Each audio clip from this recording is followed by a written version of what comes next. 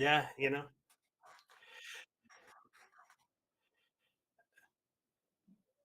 in theory, if I had the link that you were using. Oh, now I'm hearing myself back. Oh wait, I know why. The audio is coming.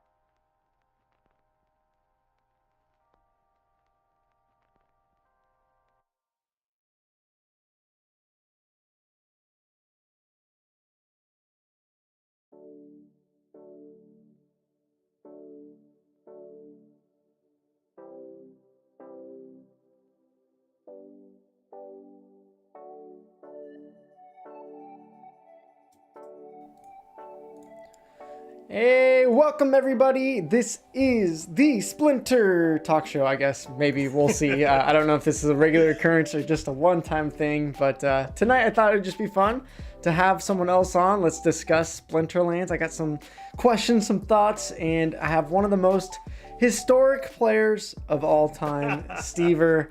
What's up? How you doing? Oh, that was a very nice intro, sure. I don't know if I'm really a historic player. Some of them might think Hyde, the guys who win all the time. But I've been creating content. I've been playing the game for a long time. I have a good understanding. I'm hoping to get more into it a little competitively in the new setup once Wild is there. But man, that Lorna, she is tough. I might have to shell out the money to just finish that one off. Yeah. She has been really like in the new tournaments with where they took out the betas. All of a sudden everybody's running her, and I'm like, wow, that's really effective, it seems. Yeah, I mean that's one of my go-tos for bronze and stuff. For just spam it on up, get yourself all the way up to silver, or even some of that bronze ZenSports League tournament. Lorna's definitely being used quite a bit. Yeah, and I have a level 4 so that I can use it in bronze and silver tournaments. Nice. But all of a sudden I'm like, boy, it's just showing up in these gold and tournaments, so I can see in the modern ladder she's going to be probably a pretty popular one. Well, there you go. Steve are already giving you the card that's going to pump. So if you want to go buy a card that's going to 10x, that's the one, right? Yeah, that one definitely has a chance. All the dice summoners, I think, will become a lot more popular in the modern format because they'll be the 3-cost ones. Yeah. So definitely potential. Well, I got some things I want to talk about, but just thank you guys, chat, for coming by. Thank you for Splinterlands, of course, always.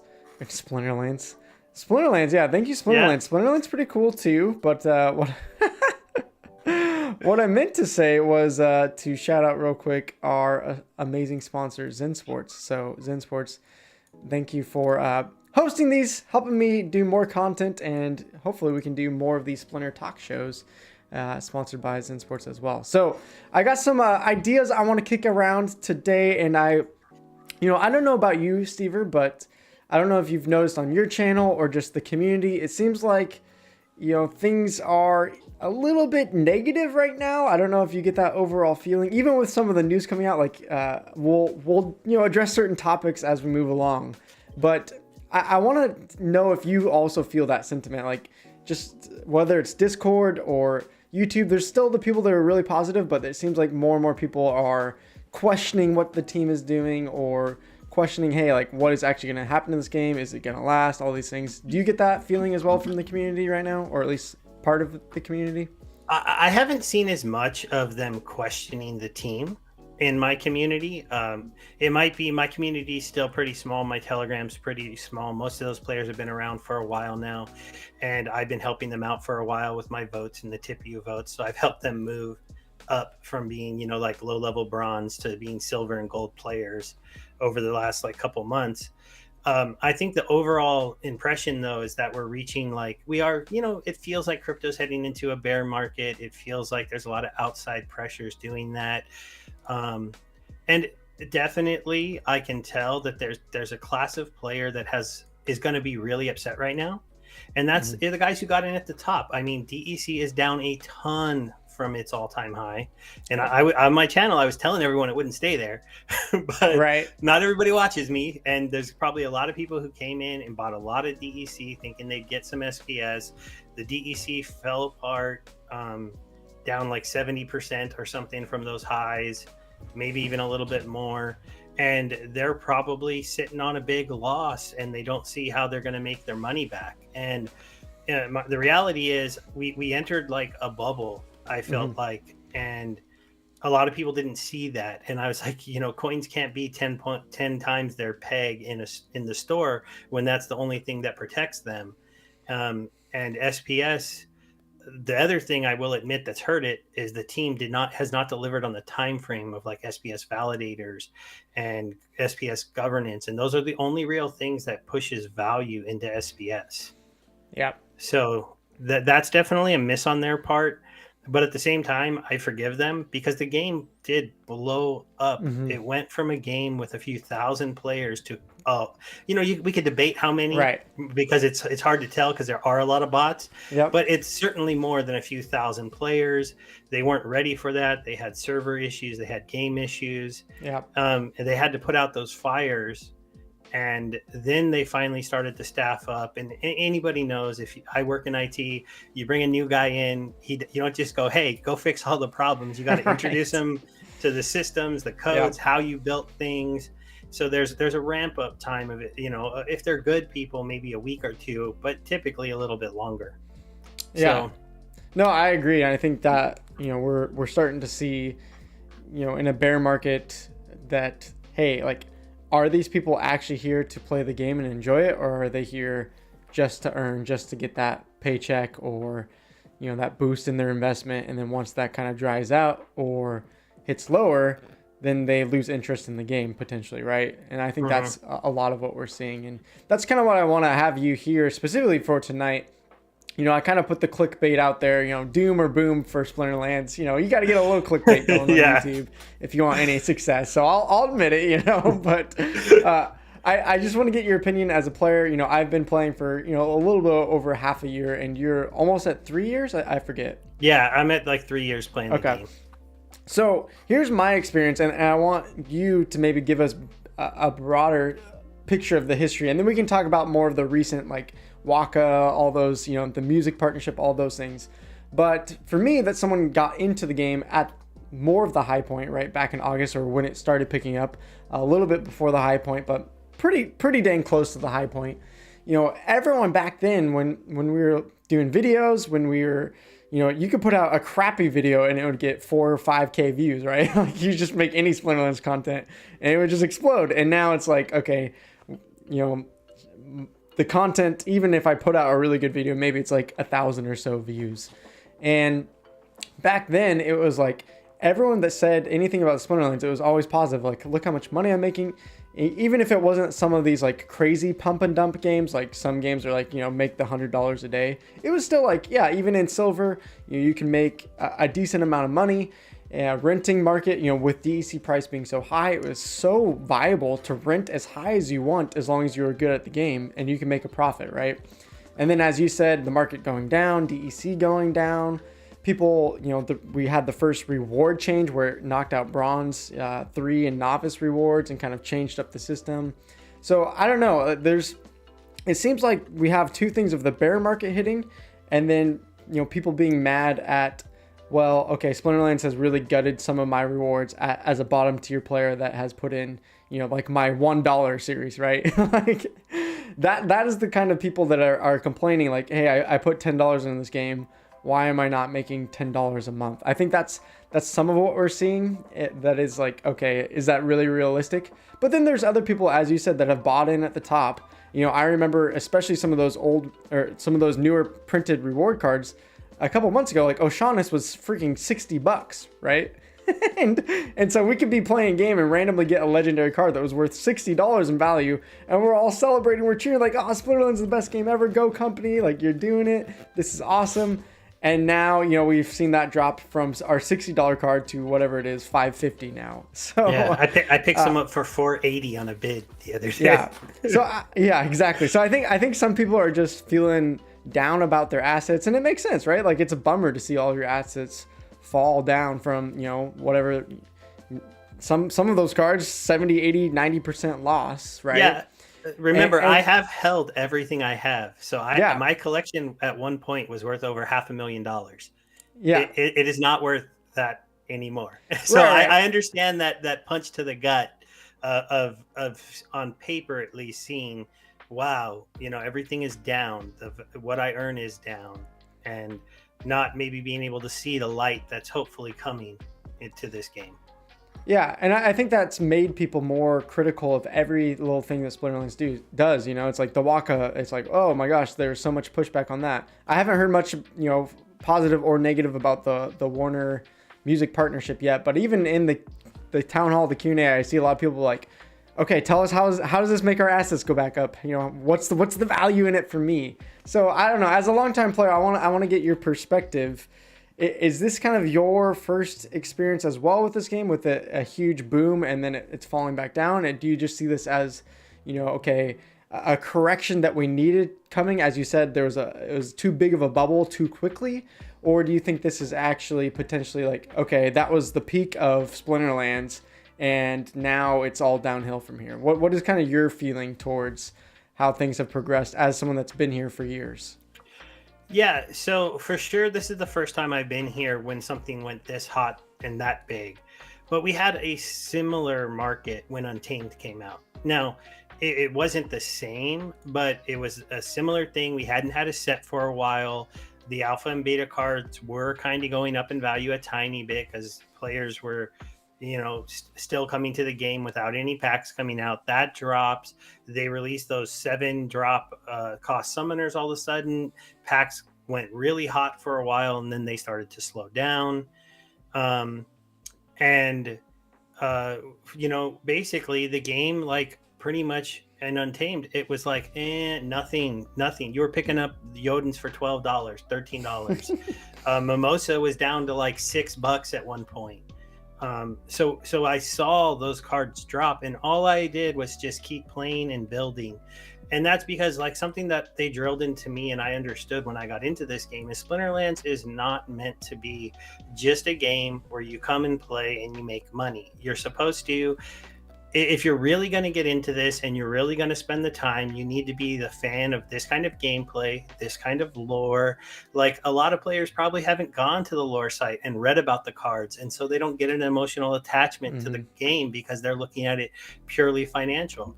I don't know, like I make this new series, and how many times do I see a new player with a small deck go, "Hey, you finally got me to blog," and I go, "This like." Right. We only have maybe like 4,000 people in the Splinterlands Hive blog, and if you put $10 into the game and you're complaining you're not making $10, it's like, well, do the share your battle challenge and you'll make your $10 back, and then you can leave. Yeah, but I think I saw someone respond to your chat. Was it? I don't know if it was yesterday or 2 nights ago, and it was like, I did my first blog and I got like $10 off of it, and you're like, yeah, finally, yay! Yeah, and it's like that was the whole point of that series, is because like there are ways to earn outside of just playing the game in this game, because it is on the Hive blockchain, and the team does support us. Like they don't have to do that with their Hive; they could be doing what all the other Hive whales do: post a picture of a banana and upvote it themselves for like $200, right? Is that a real thing? I haven't seen that. It doesn't get maybe that bad, and they hide it a little bit more to not get in trouble, but there definitely has been people with very big upvotes that don't support communities and just support themselves. Right. And Splinterlands has decided to support people on that community, and still like obviously if every single player took advantage of it, it wouldn't be good, and the big whales don't necessarily do it. Like I kind of stopped doing share your battle challenges and just was doing social media because that was easy if you're a content creator, but I was like, I don't need that extra $5 from doing a share your battle one. But that's the way new players can get extra funds, because if you do those 2 challenges every week, that's probably $10 you'll earn every week, and you'll earn $40 a week, and then that helps you out as far as getting more cards.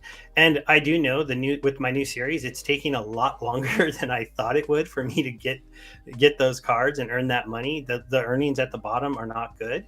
Right. I'd say definitely I understood why they did the bronze thing, and I do know like a brand new player who bought a spell book and was expecting to make a ton of money was like, what did you guys just do to me? But that's because that was you weren't ever supposed to have that idea, and if anybody ever told that to you, they lied to you. I would have never told you that you're going to buy a spell book only and you're going to come make a bunch of money playing Splinterlands. But Steve, I'm being told of all these other games that if I just jump over there and put in whatever, $100, I'm going to be making $50 a day.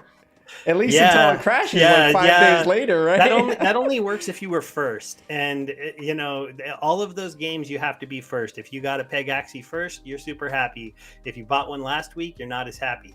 Right. And, if you got an early on Axies, you were happy. And then they had to redo their tokenomics. And that's the one thing I would say, when you look at all the big successful projects out there, almost all of them have got tokenomics wrong.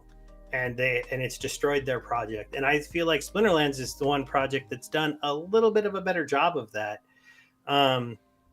It's just the one thing they didn't control well enough, or they couldn't control well enough, was the hype that went into people wanting the SPS token, buying up immense amounts of DEC, and then their the algorithmic coin of DEC that a lot of people didn't understand, were because we were at 10x, it was just shoving DEC into the world to try to push the price back down. So I was winning battles in Champion and getting like 600 DEC for winning a battle. Which back then would have been like $8, right? Yeah, it was ridiculous. I was like, this can't last. You can't be getting this. And this is why I was telling people I'm selling DEC. I sold literally, I had millions of DEC in a pool. I sold all of that. I got like $30,000 to go spend on packs, and it was just like this is like when there's an old feeling, like when it all feels amazing, that's when it's time to get out, because you're reaching that euphoric part. And then right now, when everything feels super crappy, is the time to be getting the cards. Right, and that's the thing, right? It's like everyone was euphoric a couple months ago, and so it just snowballed from there. And I'm curious to hear your thoughts. What would the story of Splinterlands be if they didn't put DEC as such a high airdrop point, right? Like, what if DEC instead was a tenth of a point for the SPS airdrop or something like that? Then you don't have DEC pumping so hard. and you don't have as many players FOMOing into the game, seeing those results, because as DEC price pumps, it's a double reward, right? The DEC is worth more, and you're also getting more DEC, so that the peg, it drops the value, hopefully closer to the peg. So it's like, what would Splinterlands be? Would we have seen a huge explosion and then a bubble if it wasn't for, even they kind of admitted on the town hall, like, yeah, we probably put a little bit too much value on holding DEC for the SPS airdrop. Yeah, and they admitted they did that wrong, and it should have been weighted more towards cards, without a doubt. Because the collection power from cards should have been more important than DEC value. I don't think they understood what they were doing by doing that, especially because, like, it's so fun. Like, DEC amazes me today, because even at today's prices, in my beginning life of this game, DEC was always under peg, and we're still 3x peg. So I'm like, this is still 3 times more than I thought I'd win per match.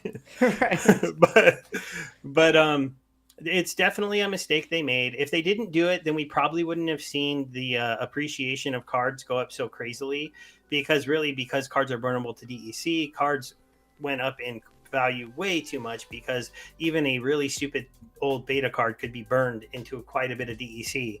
Sure. And so it messed up that market because DEC went too high. You still could have had the cards go, because I would like cards to be trading above DEC burn value if the card market was really healthy and people were, and the cards were really in demand. Yeah. You don't want to really see cards selling at what they can be burned for, because that's really showing that people don't appreciate the card at all. So it's just one of those things that they made that mistake, but they're pretty sticklers to, like, if we put it in the white paper, if this is the way we said it was going to be, if you went out and bought 5 million DEC and have been holding it this whole time, we're not going to change it on. Right. Which is good, because, if you're making decisions on what they're going to put out, and then all of a sudden, as you said, you spend 10 grand on this plan based on their white paper, and then all of a sudden they're like, oh no, just kidding, we're going to change it, right? That's going to screw over so many people. So the fact that they stick to their guns, even when it's maybe not perfect or not, or maybe is a mistake in some sense, I think that actually gives me more confidence in the team, rather than them constantly changing things time and time again. Yeah. And the team is one of the reasons why, like, I didn't sell all my cards. I didn't, walk away from the game with $500,000, which literally could have paid off my house, and just been like, I'm done. This was good run. Maybe not after I gave half to the government, but in general, I could have took a pretty big check home. That's an interesting point. I do want to ask you about that, because we've seen such a huge bubble, now things have come down. Do you have regret about that, of like, oh man, I could have sold all this at the peak, just gone away? Or are you like, I'm still so bullish about this game with all my assets, I still believe that they're going to go back up? Like, what is your feeling? Because for me, it's like, okay, I have a couple $100 myself. Like, I have some gifts from you, Sugar Mom, Dwayne, stuff like that. So, now my account's probably a couple grand, but it's not like life-changing like money, right? Like, for you have like actual life-changing money, right? As you just said, like, pay off my house, don't have that debt ever again in my life. So how do you think about that? How do you handle that? And are you still moving forward? Like, I believe in this game enough where I'm not worried about those assets being down right now. Yeah, I am. And I'm actually like super excited, which is really weird for this space, probably for a lot of people. And I'm back on Peak Monsters, and I'm doing bids, and I'm going, you want to give me 17-cent rares? I'll take them all day. You want to give me under $5 legendaries? I'll take as many as I can afford. And same thing for, like, people are selling you epic cards for like 70 cents. And it's like, do none of you know what happens with land? Do none of you know that a maxed out epic card with recharge will mine just as good as any maxed out legendary card?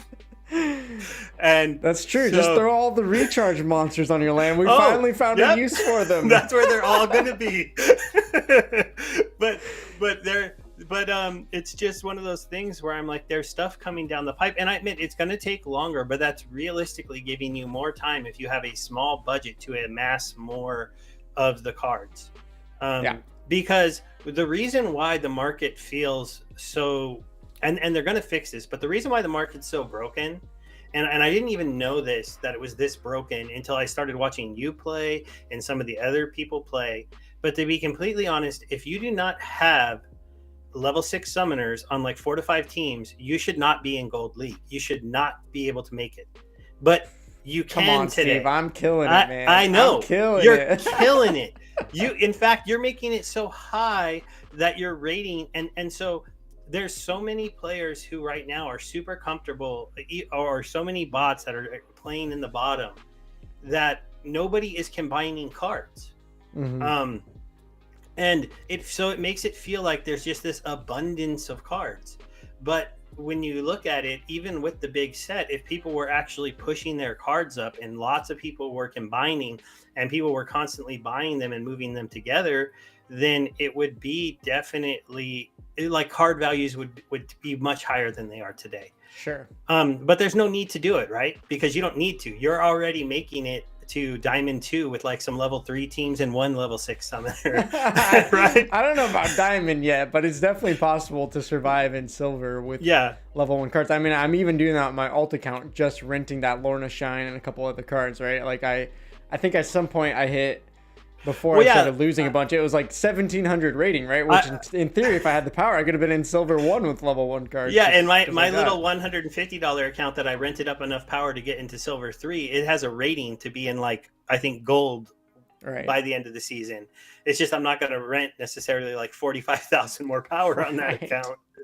But it's kind of a crazy thing to see. And I'm like, well, yeah, no wonder the game economy is a little bit broken right now. And it's not like I don't want you guys to be getting those rewards, but there's levels suggested for each rank because that's the level they expect you to be at to be in those ranks. And when people are not having to do that, it does show that we have a lack of people playing the game who are investing back into their cards and are leveling them up and are really pushing them further than, say, level 2. Yeah. And that hurts the game even more because, the leveling is progressive. Mm-hmm. So if you only want a level 2 summoner, you only need 5 cards. Right. If you want a level 4 one, you need like 5 times as many, right? Yeah, it's exponential. For sure. Yeah. So it's just one of those things where they have to really figure out a way to make people like really want to invest more into their decks. That's the issue that I see them trying to fix with the revamp of the rewards that they've talked about. And so they do see that there's a problem with the way the game is, that you don't get enough chests in the bottom, but also you don't get ramped up. And I do think they finally figured out a way to do this, and I hope they're going to roll it out the way that they rolled out the what do you call it? The packs. Mm-hmm. So you can't get packs till Silver, and you barely will get them in Silver. And then if you work your way all the way up, you're going to get them all the time. So I hope they do something like that with the way cards are dropped inside the chest. So we'll give you a whole bunch of chests if you're in bronze, but they're going to be still mostly potions, DEC, and common cards. No more potions, please. if you're not going to reward me with the pack, don't give me the potions to open something I can't open. You always are going to get potions so that eventually you will buy a pack. They did talk about creating new potions, though, and updating the potions. So maybe we can actually get useful potions for people who are in bronze where it doesn't feel so bad to get potions. I'll bust your bubble a little on that one. I'm pretty sure they're talking about putting those potions in the new shop they're going to make for vouchers. And so it's going to be one of those cool potions that you can buy with vouchers. Don't burst my bubble, Steve. I want my bubble. It makes me feel better. Yeah, I mean, but like the thing is, and I know a lot of people might not like this, but I don't think you're supposed to get big rewards in bronze. I think that's supposed to be your intro to the game, and you're just supposed to see how this works. You're supposed to get a feeling for if you like it, and then you're supposed to make the investment to get out of bronze. Right. Well, and I think that's the problem with a lot of these NFT games and the expectations. As I said earlier, it's like a lot of these people, like the countries like the Philippines, they're actually having to play these games to make a living because their job economy is so crap, right? So they're actually making more playing these games. And that's where I think it's created this FOMO of, well, I need to be finding those games that are actually going to make me a living. I can just quit my job and play video games, right? And the reality is, if it was actually that lucrative and sustainable to make a full-time living across the world in video gaming, everyone would be doing it, right? Or at least like, I don't know, 70-80% of the world would say, yeah, I'll quit my job and I'll just go play video games. And obviously that's not going to be sustainable. Like the thing about NFT games that I don't think people realize is, where's the money coming from? Money is only coming from if people are putting money into the game. The thing about the play to earn is that the developers are just creating an economy where everyone gets to share in that value. But if no one's putting money into the game, the economy isn't going to be sustainable. So I think we all need to really adjust our expectations that I can't just put $11 into a game like I'm doing and instantly get $1,000. I actually think that series will work eventually, right? But it's probably going to take years, not like this expectation that I'm going to hit somehow $11 to $1,000 by playing a game for a month. And I think that's the problem, is that in bronze, I think they can change the rewards because it does feel painful at times and it feels very, very grindy. So I think they could maybe give some more incentives like they're talking about. But yeah, I don't think we should have the norm of NFT game, not just Splinterlands, any game, to put in, $10, $20, $30 and expect to make all that back and more within a couple weeks. Yeah, and I don't think that expectation should be given to anyone, because that's not really the way it should work. Because if it did work like that, the game would never survive. Because if all you're doing is giving $10 and that $10 doesn't really go into the economy, that goes to Splinterlands, and so that's one other way they get money, right, for their company and all their employees. So for you to actually become a part of the economy, you have to go out into the marketplace and then buy cards. Or buy packs. But honestly, we both know this. It's better to go buy cards than packs if you just want to move up. Yeah. Packs are really meant for when you've gotten a little bit higher and you want to start, like, in my opinion, if you're not buying at least probably like 50 packs, you shouldn't really bother, because you're going to do better just single targeting cards. Yep. And you'd have a much better deck than if you go buy a couple packs. And this is from the guy who said, "Hey, let me buy 10 for fun," and I got a gold legendary. But yeah, no one should expect that ever. But it's just one of those things where it's like you have to, like, I put a lot of money into the game over those first couple years when it comes to like how much money I was putting into stuff. Given I was only putting maybe $20, $50 a month, and then with the Hive money the Steam back then, the Steam posting I was making, I'd put into the game. And I remember, going into the shop and buying a couple of those cards and just getting to higher and higher levels. And that was just because at that time I was just like, I just want to have the cards at higher level. It didn't make any sense to not do that. It wasn't until much later that I realized how much money could be made in the game. And I saw that, and I was just lucky to have, some level 7 and level 6 alphas, and I flipped those into level 8 betas. And then since I saw alpha packs explode after they sold out, when beta was about to end, I'm like, I'm going to buy 100 packs. And then they exploded and I flipped those. And when Untamed ended, I wanted to buy 1,000 packs, but they sold out so quick that I only got 400. Oh, wow. Because I was buying them in hundreds, and then all of a sudden they were just gone at the end. And I was like, wow, that was crazy. Because I think other people realize the packs tend to blow up after they sell out. Yeah. So, well, and that's one thing I wanted to bring up, because I made a quick video of it, I think yesterday is when it came out, of when are these packs going to sell out, because we've had a lot of people say, like, a couple months ago when we were in that bubble, when we were in that euphoric state, like, hey, these could literally sell out day one. I mean, I can't tell you how many people I've heard say that. And now we're 2 months in, we're not even, or I guess we just eclipsed half the packs, right? But at certain points, I don't know if they picked up this week because of some of the news, and maybe the legendary airdrop pushes people a little bit. But I've been tracking it the last couple of weeks, and it was 15,000 2 weeks ago, 20,000 this last week. So we're slowly climbing. And I was saying, if it's 20,000 packs a day on average, right, which I don't think we'll sustain that. I think there could be potential things to bump that up and increase it. But if that stays the same, we're talking about a year until these things actually sell out. And I'll throw in Amy's question in the chat, as she asked earlier too. Have you seen the correlation between prices of Splinterlands go up and down with the actual crypto market? So I'll throw that out there as well in that question, because I think part of it is that we went from a bull market in this crypto space, in the play to earn space, into a bear market. So how much in your mind are these pack sales slowing down because people are losing interest in the game? Is it the crypto market being bear right now? People don't want to buy in? Like, what's your take on these packs, and when do you think these things will actually sell out?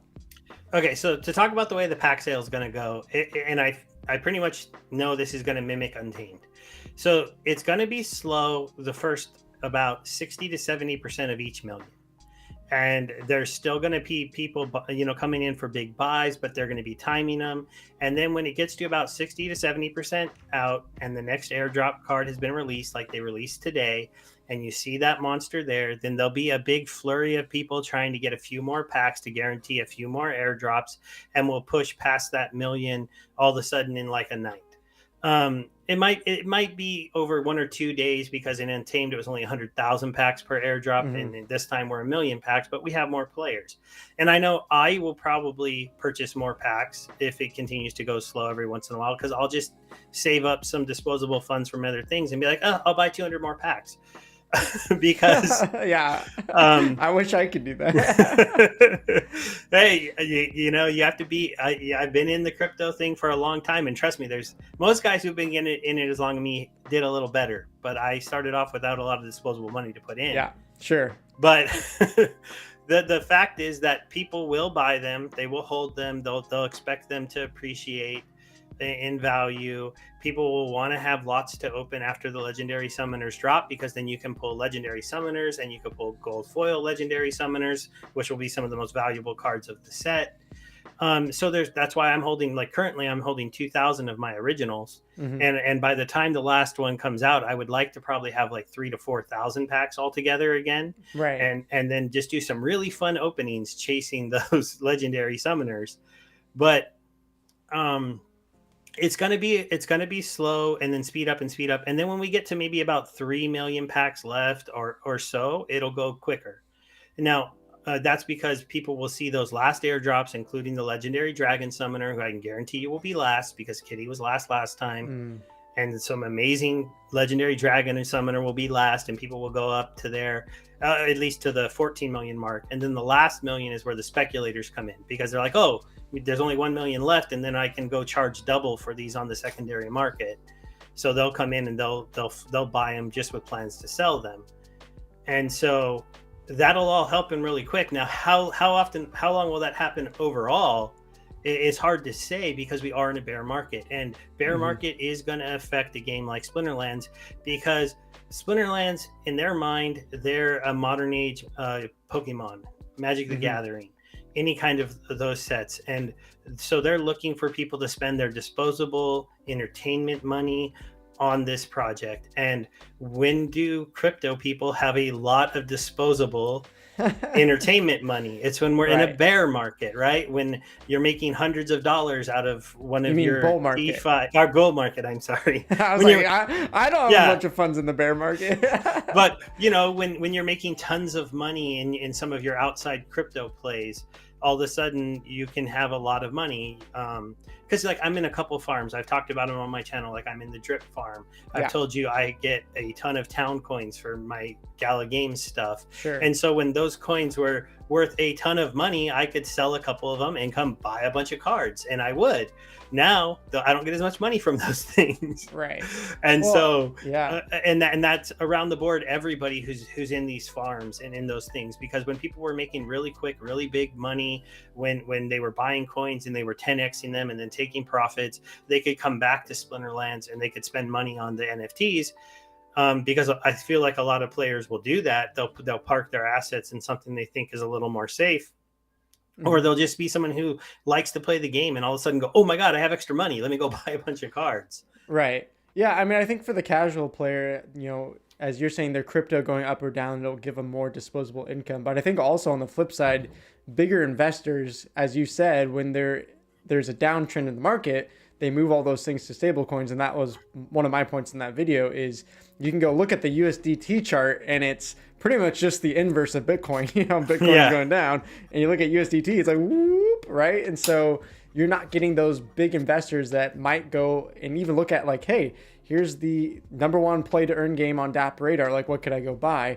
They're not going to be spending, hundreds of $1,000s on a game like this in a high risk investment, especially during a bear market. So I think some of those larger purchases, especially even those guilds, I think a couple of them maybe have been more hesitant or didn't buy up as much as they originally planned to, because we started to go bear right during the pack release. So I think there's definitely a correlation between that. An interesting thing that Evil CEO brings up in the chat though is it says there's too many packs for the player base, and that's something I want to bring up too and get your thoughts on, because a lot of people are talking about like, oh, untamed packs, right? If you're still holding on to them, they've at one point maybe like 30-40x of their value at their all-time high, if you bought them from the store and held on to them. And so a lot of people were talking about, okay, Chaos Legion, same strategy, right? Just go buy a bunch of packs, hodl them forever, and just wait till they sell out, and instantly, we should expect a 5, 10, 20x or something like that. But we have to realize, right, there's 10 times as many Chaos Legion packs, and obviously we have not grown that player base yet to achieve that supply, right? We were talking, I think, in the height of the game, somewhere Splinterland's like, hey, we're going to be around 500,000 players by Christmas, I think is what the target was, right? At one point. And now I think we almost got there, and now we've fallen off of that, even as some players have left, or maybe you can argue some bots were trimmed out by certain reward changes. I don't know exactly. But either way, I don't think you can argue that the player base has grown much, if at all, in the last month or two. So how do you think about that? Is there just way too many packs because we didn't grow? Do you think the game will, have a chance to grow this year, and so it's actually good to have this many packs? What are your thoughts? I think the only reason to think that there's too many packs right now is because you had too high expectations, and you got tricked by people saying they were going to sell out in a day or in an hour. And even I started to believe that a tiny bit, even though I didn't believe it at all, but I was hearing it in other chat rooms. But their pack release is supposed to take a year to sell. That's what they've told us. That was the idea, is to release one major set a year. And it feels like there's a lot of packs when they sold out half of their supply in 2 months. And I don't know why, because they don't need to keep the same sales trajectory. They could slow down quite a bit and probably still sell out in about 8 to 9 months. And that would still be ahead of the target that they originally told us. So they're going to exceed their expectation, but everybody's like, you suck because you didn't sell out in a day. And I understand that in this world, right? Because all the major projects sell out in 10 seconds, 10 minutes. But if that would have happened, you would have had people pissed off for a totally different reason, because they didn't have a chance to get their packs. Right. Well, think about, growing up with Pokemon cards or Magic the Gathering cards. Like, how would we feel if it was like, hey, there's this new set release, you go to the store, and they're all sold out for the next 9 months until the next set comes out, right? Yeah, that would be no fun. And so, like, the real thing is, we definitely need more players who are ready to invest more money, who are ready to, get their cards to level 4. I feel like that's the sweet spot where you will really do be able to earn the most. You'll be able to push into higher gold, you'll be able to win a lot, you'll be able to play in the tournaments, which opens up a whole nother way for you to make money, because a lot of the players who have kind of the rinky dink, here and there, they can't go play tournaments and be super competitive in the silver and the gold ones. They can only play in the bronze ones. And then you still have kind of meanies with really powerful decks, and wait till Waka takes over bronze. Oh gosh, please no. That's why all my tournaments will be no legendaries, just because of Waka. But so the it's that we need to get the mindset of the players that they're going to push further than that, and that they're not going to just rely on rentals to power up themselves and to get those rewards chests, because the rewards chests, unless you get pretty lucky, they're not spectacular, but they're meant to help you along. And there are every single rewards card that, if you go look at the history of them, there's great cards in there that are really competitive, especially at the higher levels. But you'll stop appreciating Pellicor Mercenary and think he's garbage if you're never going to play him at level 6 when he has his self heal. And so then that card, you start to look at it really stupidly as I got another stupid mercenary. right So it was a game changer for me when I started leveling up my summoners. I'm like, wait, all these reward cards I've had nothing to do with, I can make them better by combining them. It was a whole new revelation for me. Exactly. And so and then if you start to push yourself into getting more, and the problem before, and one of the reasons why I wasn't like pushing a lot of people to get in when things were super expensive was because it cost you too much money to level them up. But now it doesn't cost you, a crazy amount of money. And I do know everybody else is different. And if you're in a country where, $50 is an immense amount of money to you, then I understand that you're just going to be a player who's going to stay down in bronze or silver. And if that's the way you're going to play that's good. But we do need those players who are willing to spend a little bit more to help the overall economy. Mm-hmm. And so I hope we can start to bring more of them in. I do think that the growth will hopefully come back as people start to see that you can come in and you can spend, because I'm starting to see a lot of people doing the series like mine. I did 150. I saw somebody else is doing one starting at 300. Somebody else is doing one starting at 200. And we're going to show people, $1, baby. $1. Well, $1 slows it down too much. And that's why you're going to do that for like a year. Hey, I got content for days, man. Yeah. I got content for years. Yeah, but you don't want to show people that you had to play this game for 3 years to get in $1,000. I want to show them. I think that's incredible. I don't care if it takes me 3 years. If I can play a game and turn $1 to $1,000, I don't care how long it takes. That's incredible. Yeah, I think the better story is I put in 150 and I made 1,000 in like 4 months. If that's okay. Well, you know what? How about both of our stories are good? Well, I also want them to have fun. Sure. I think playing with an $11 deck is frustrating. It's not fun, and it's more mathematical, and it feels more like work. And when you're playing with, like even the one thing the game does need to do, the ladder isn't fun at either side. Mm-hmm. And so I'd like them to figure that out. And I think they're working when they change the reward structure, maybe it will. I mean, Rick in the chat, I think Rick is Weird Beard, correct me if I'm wrong, but he says they have a plan for battle pass type rewards over periods of time. So that sounds kind of cool. Yeah, maybe something like that can really, I mean, that's a really big trend, right? I mean, you get that in Fortnite, Blankos. I mean, all the big games have some kind of battle pass to keep you coming through an entire season. Yeah, and to help you be able to like reach some kind of reward, because like it's frustrating to play at the low levels because you don't earn anything, and it's frustrating to play at the high levels because I'm only playing people with even more cards than me, mm-hmm. and they dominate me, and it gets frustrating because I'm like, where's the other guys with my deck? Why do I only get to play, Bizzing Kitty and like there's like a few other like top players, Clove, and like all these people, because there's like a handful. It's not good that when I get to the top, like my deck shouldn't be like I've reached as high as like top 50. Yeah. And I'm like, I'm missing all the beta legendary summoners. I don't have the dice summoners. I shouldn't be a top 50 player. I just shouldn't. and I don't usually finish there, but I get there for a time, and then the game's just not fun anymore because I'm like, this is ridiculous. They have everything. For sure. And so I know how people feel when you play somebody who you think has everything, because I run into it too, and it can be quite frustrating. And then losing to somebody who has everything with a lower rating than you is even more frustrating in the top, because you lose a lot of points. Well, and that's the hard thing for the Splinterlands team, and I don't envy their job at all, honestly, because you see things like, hey, we need to change the rewards at the bottom because bots are abusing them, or new players aren't putting anything into the game and abusing it, and so we're going to get those rewards and give more rewards to the top. And then you see people complain, like scream at the game, quit the game, whatever. But then, as you're saying, where's the incentive to combine your cards? Where's the incentive to put money into the game and actually approach a higher level? Because honestly, it feels like, as someone who plays in gold now and someone that has done the $1 rental strategy, it doesn't feel like you get that much more, actually owning a silver 1 deck than just putting it, 10, 20, 30 bucks into the game and renting, right? And so how do you do that is the struggle part, where it gives new players incentive to actually play the game. But, at the same time, it seems like, okay, I either put in $100 to play at silver 3, or I have to put in $2,000 into gold 3, and the reward differences are like 4 chests a day, a couple chests at the end of the season.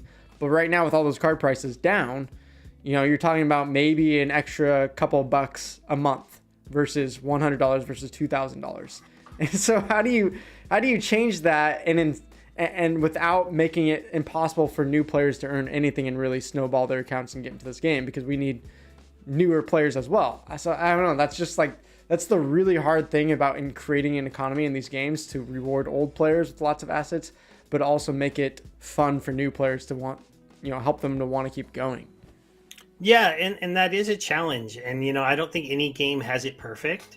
It's almost a really hard thing to do, because if you have bottom players who want to come in and earn really big rewards without anything put into the game, then that's not going to help your game survive, because they're really just leeching assets out of the ecosystem. They're not putting stuff in.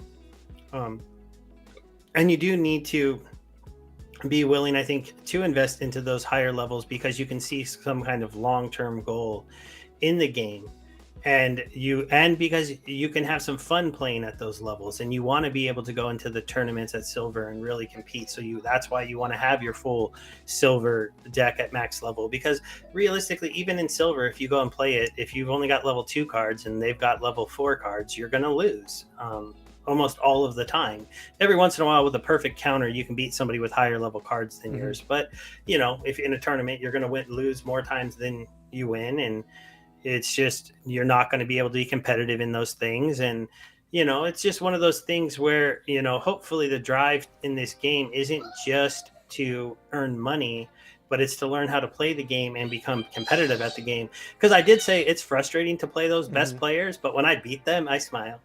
Quite big. Oh, totally. Because I'm like, yeah. I know you and me in the ZenSports tournament, we just have that little, group chat of the content creators, and we're always like posting our battles, like, look who I just beat. Yeah. And so there, if you can start to look at the game that way, and when you come to play it, it can be a little bit more fun and engaging for you, and it can be something that you can do, For me, Splinterlands has always been something I do while I'm doing something else too, except unless I'm playing a tournament or something. Like I'm listening to YouTube videos and I'm playing Splinterlands, or I'm doing something on the side and I'm playing Splinterlands. And so for me, it's become one of those things that's like, I can do this casually. It feels that competitiveness that I've had my whole life, that I can join these tournaments, and I spent this money, so I have these max decks so I can compete with these people. And sometimes I do really well, and other times I get my butt kicked. It kind of depends. But if you can't get into it kind of the way, like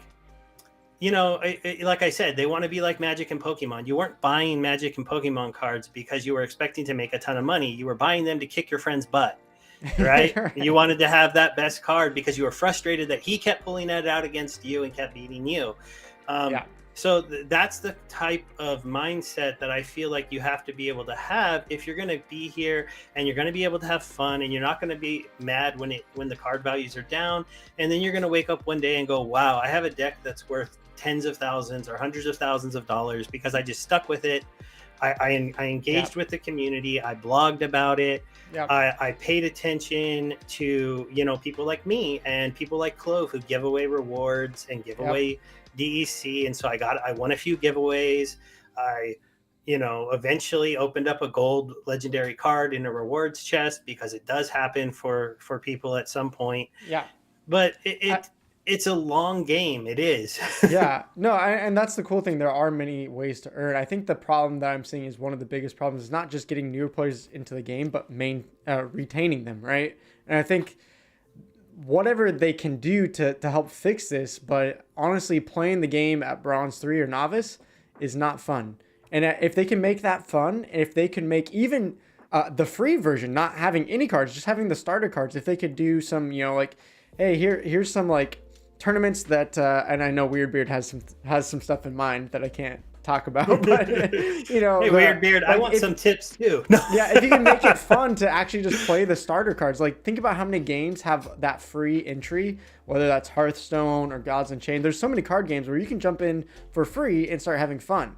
Splinterlands you jump into, and either you have the mess of trying to figure out how to buy cards and not just buy packs, right? And figuring out all that system, or you got to figure out the rental system to actually go out and get cards that are gonna help you improve.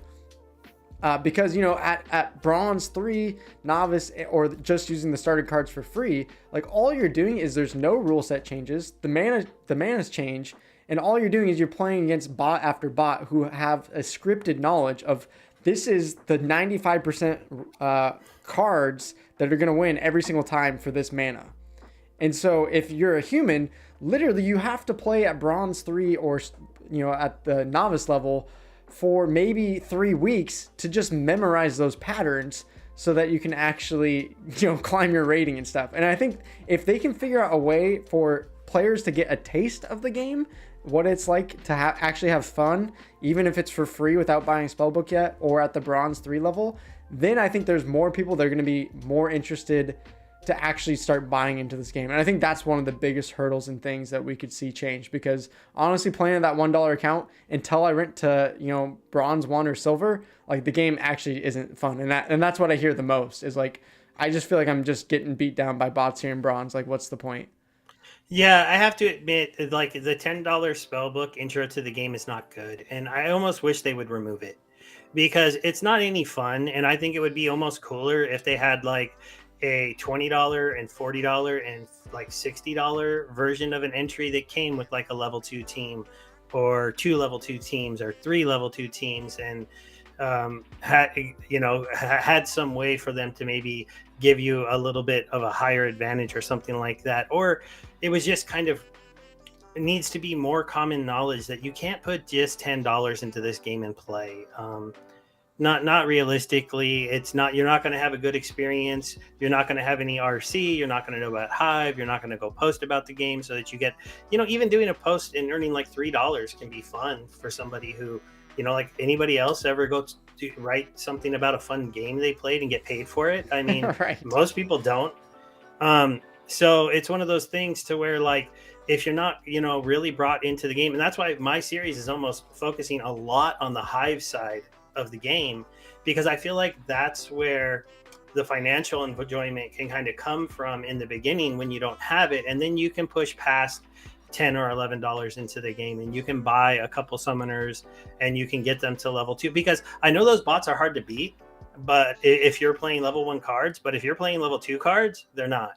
And you'll win those matchups once you learn them. And I would say, I do have to adjust for the fact that I played these games my whole life, but after the bots beat you like 3 times in low mana, you realize that they all use death, and in the higher mana they all use blue, and then right.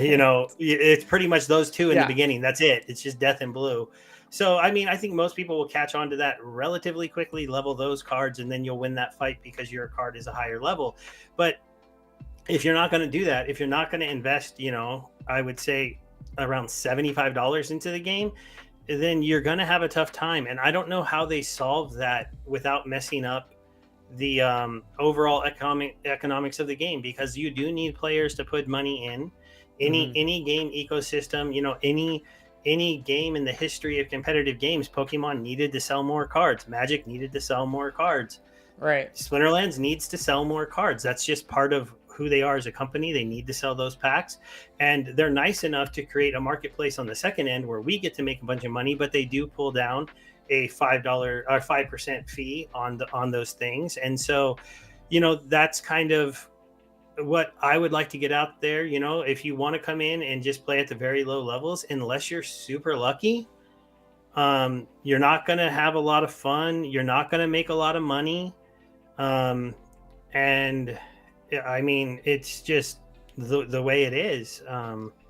Yeah, I think though, even if they can change a way where it's still, players can get a feel for it. Like I'm trying to not just explain this to, other people that already understand play to earn games. I'm thinking about my friend who's, never heard of blockchain. That's what we always hear from Splinterlands. We want to introduce people to blockchain, crypto, all these things, NFTs, who've never heard about it. So I'm thinking about my friend, and I tell him like, hey, you can go buy $60 on your Xbox game and play like a AAA title, or come over here to my Splinterlands game and drop $200, and yeah, you have NFTs. Like that's not going to catch on to them right away. Maybe they kind of grasp it, maybe they kind of understand what I'm talking about, but they're probably not going to dump a bunch of money into the game right off the bat, especially if they don't know crypto, especially if they don't understand the value of owning our NFTs in these games.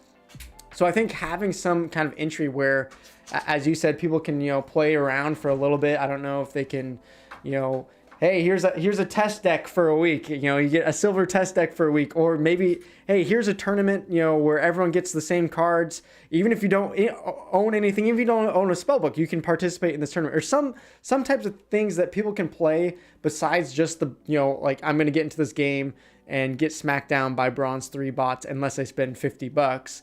It's like there's got to be a trial. There's got to be a better testing phase, so where people can really start playing the game. And that was my experience. It's like when I first got into the game, I was like, oh, this is kind of okay. Then I learned renting, and then I kind of pushed myself into silver, and I got those extra manas, those different rule sets, and I was like, oh, this is actually like a really strategic game. There's actually some depth to it that I didn't experience in bronze. And until I had that taste, I wasn't really willing to put much money into the game. And so I think if they can onboard players a little bit better in that manner, then I think more people will be interested in spending the money versus I just came in here, I got wrecked in bronze, this game kind of sucks, there's nothing really fun. What are you talking about, Luke? There is no rule sets, there is no mana change, like it's just the same thing over and over and over again. Like this isn't fun. So I think if we give that taste of fun, as you're saying, then I think people will be a little bit more willing, who have funds, to actually put funds into these games. Yeah, I do agree that the new player, like coming into the game, if you don't know anything about Splinterlands and things like that, they could definitely have some better things like that. I think some links to certain YouTubers' accounts on the homepage or things like that. And it doesn't have to be me. There's a few other it has bigger to be ones. me, though. Yeah, it has to be Luke. We got to help. We got to get him back to full time. No, but some stuff like that. So they, or maybe have the team make some guides to really understand the whole ecosystem, how they're on the Hive blockchain, how the Hive blogging is there to help you, how a $10 spell book is like. It's more of a pass to get into the game than it is a key to earning in the game. And that it is expected that you're going to spend another $40 to $50 on this game if you really like it and want to compete in it. Because realistically, you could just get one team to level 2 and try to play that team most of the time, and you'd probably win as long as you chose one of the good teams. And that would get you past the beginning, and you wouldn't be able to quest all the time, but you'd maybe still be able to kind of enjoy it and stuff. I do think that this game isn't really meant to compete with a AAA video game on an Xbox. No, of course so not.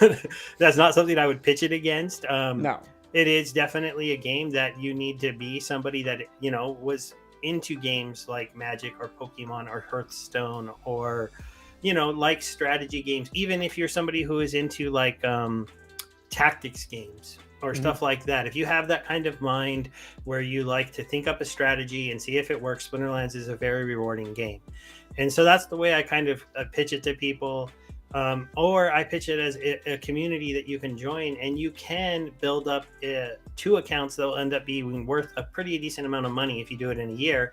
If you get in and you get yourself your cards and you do the share your battle, you do your social media share challenge, you don't power down the Hive account immediately, and you let that build up, and a year later you'll have a Hive blog and you'll have a Splinterlands account that are probably both worth at least a few $100s. Yeah. And if you're somebody who has any kind of talent when it comes to writing or blogging and you get good at that stuff, because I had to teach myself how to do all of that stuff, and there's lots of places on there, lots of things you can look on Hive and people who will help you and things like that. And eventually it led to me actually making my YouTube channel, because I went like, well, why not go ahead and start trying to get the word out and share with people and get them in here, just because I didn't join the game and 2 months later get a big account like I had. I joined the game and 3 years later I have a pretty big account, and I'm getting ready for that next part of the game, with land coming out really being the main thing that I think will change things a lot.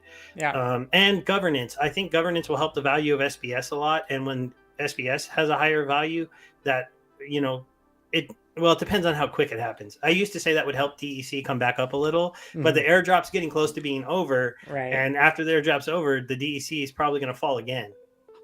So.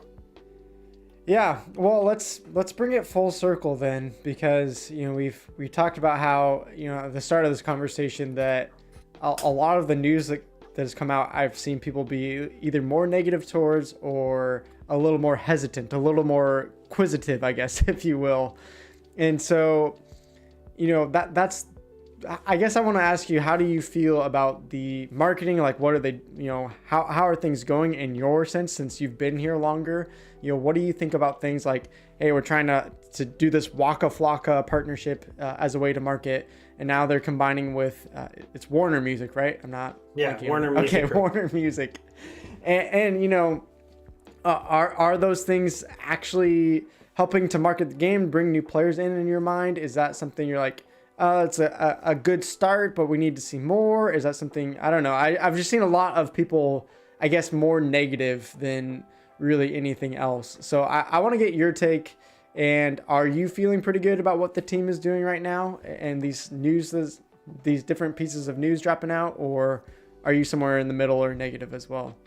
I'm pretty positive, and I have to admit I have a more unique point of view than most new players, including yourself, because I'm an older player with a big stake. I've never sold my SPS. I've only staked all of it that I've ever received, and so I have enough SPS and enough vouchers to get a Waka, and it's not going to cost me, opportunity cost, but no money out of pocket to try to go and buy one. So to me, that showed me that the team fulfilled one of their major promises, and that's they're going to reward you and drive value back to you, because I have a chance to go get a card that quite literally could be a $2,000, $3,000, $4,000, $5,000 card, and it's not going to cost me a dime out of my own pocket. Mm-hmm.